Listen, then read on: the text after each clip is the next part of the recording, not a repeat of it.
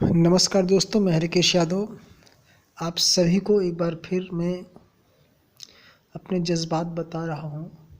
शब्दों में, अल्फाज़ों में अपने जज़्बातों को मैंने पिरोया है। आप इसकी कद्र करिएगा। ये सैडेस्ट मोमेंट की मेरी कहानी है। जब मैं सबसे दुखी हूँ तो ऐसे पल में मैंने इसको लिखा। मैं कोई बड़ा शायर तो नहीं और न शायर कहलाना उचित समझता हूँ, पर मेरे शब्द हैं, मेरी भावनाएं हैं।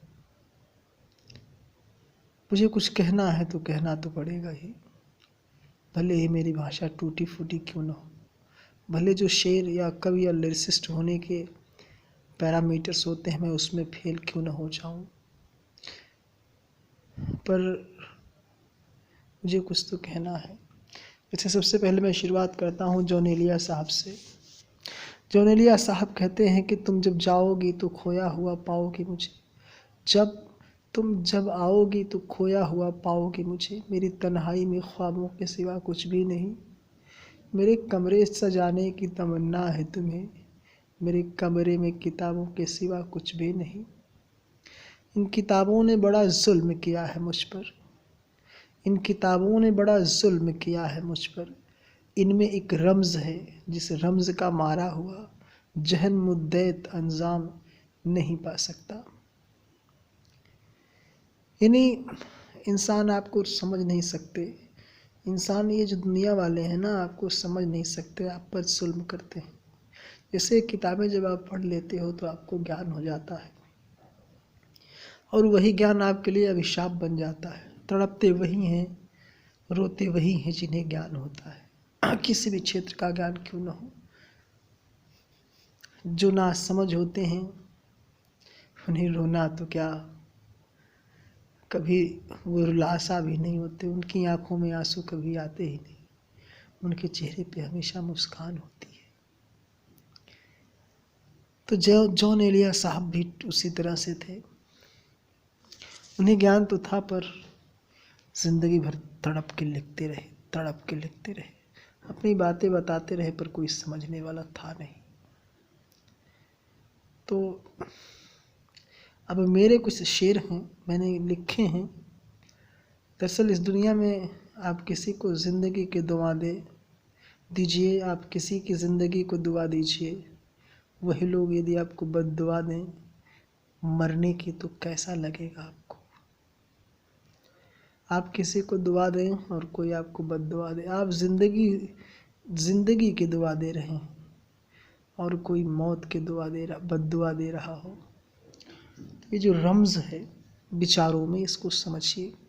तो मैं कहता हूँ कि गर फिक्र होती हमारी उन्हें तो हम लावारिश लाश न होते, गर फिक्र होती हमारी उन्हें तो हम लावारिश लाश न होते।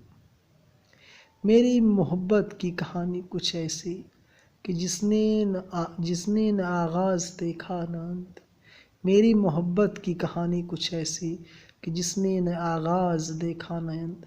यानी कि जो मेरे मोहब्बत की कहानी है उसकी न तो कोई शुरुआत है और न तो उसका कोई अंत है, पर फिर भी मोहब्बत कहता हूँ मैं इसको, क्योंकि मोहब्बत के सिवा और मेरे पास कोई शब्द है ही नहीं जिससे इस भावना को मैं नवाज सकूं। आगे फिर कहता हूँ कि मुझे मोहब्बत की सज़ा भी अजीब मिली, मुझे मोहब्बत की सज़ा भी अजीब मिली कि मेरे दिन दिन दिन दिन ही न रहे। मुझे मोहब्बत की सज़ा भी अजीब मिली, मेरे दिन दिन ही न रहे। यानी कि मोहब्बत करने की मुझे सज़ा कुछ इस प्रकार से मिली है कि जो मेरा दिन है ना, दिन लगता ही नहीं, मुझे पता ही नहीं चलता कि दिन है कि रात है। मुझे समय का भी ज्ञान नहीं है, मैं समय के काल चक्र से आगे या पीछे जा चुका हूँ, मुझे समय का ज्ञान ही नहीं होता। आगे मैं कहता हूँ कि मेरे होठों की आश बस इतनी सी थी, मेरे होठों की आस बस इतनी सी थी कि उसके पाँव चूमूं। मेरे होठों की आश बस इतनी सी थी कि उसके पाँव चूमूं। बस उसके पाँव की धूल भी नसीब में ना आई। मेरे होठों की आस थी कि उसके पाँव चूमूं, मेरे होठों की आस बस इतनी सी थी कि उसके पाँव चूमूं बस, पर उसके पाँव की धूल भी नसीब में न आई। मतलब मोहब्बत में ये भी होता है कि सोचा था कि उसके पाँव चूमकर मोहब्बत का फल पालूंगा, पर इतनी बदनसीबी कि उसके पाँव की धूल भी नसीब में नहीं हुई, धूल भी नहीं नसीब हुई। आगे लिखता हूँ मैं कि उनकी मोहब्बत का अंदाज़ ही कुछ अलग था, उनकी मोहब्बत का अंदाज़ ही कुछ अलग था। वो मोहब्बत भी ऐसे करते थे जैसे कि लोग पैराहन बदलते हैं, पैराहन मीन्स कपड़ा।